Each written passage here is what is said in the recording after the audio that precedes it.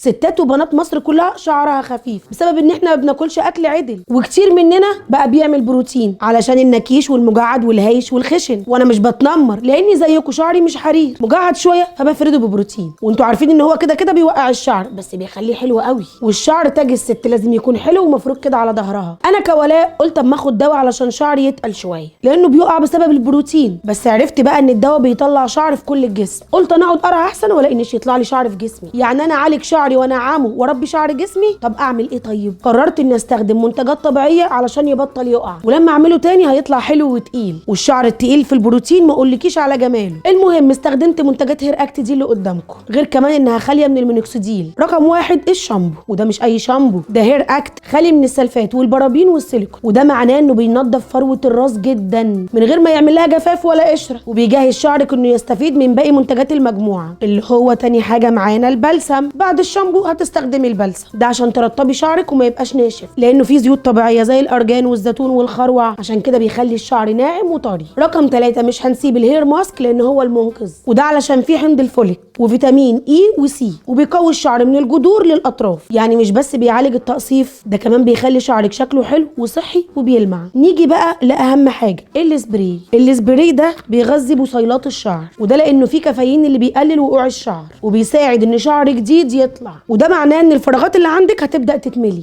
اما بقى الامبولات دي هي بقى السر الحقيقي انها توقف وتقلل تساقط الشعر، وبتعالج كمان الصلع الوراثي. الامبولات دي فيها تركيبه قويه زي امينكسايل وبروكابيل، واللي بتقوي الشعر وبتساعد انها تملى الفراغات بشكل واضح. ولما تفضلي تستخدميها بانتظام هتحسي ان شعرك بقى اقوى واتقل. فلو شعرك بيخف والفراغات بقت واضحه او عندك تساقط بسبب الصلع الوراثي، يبقى هير اكت هو الحل، خالي من المينوكسيديل ومن غير اي مواد ضاره وبنتائج حقيقيه. جربيه وشاركينا تجربتك وهتشوفي الفرق بنفسك.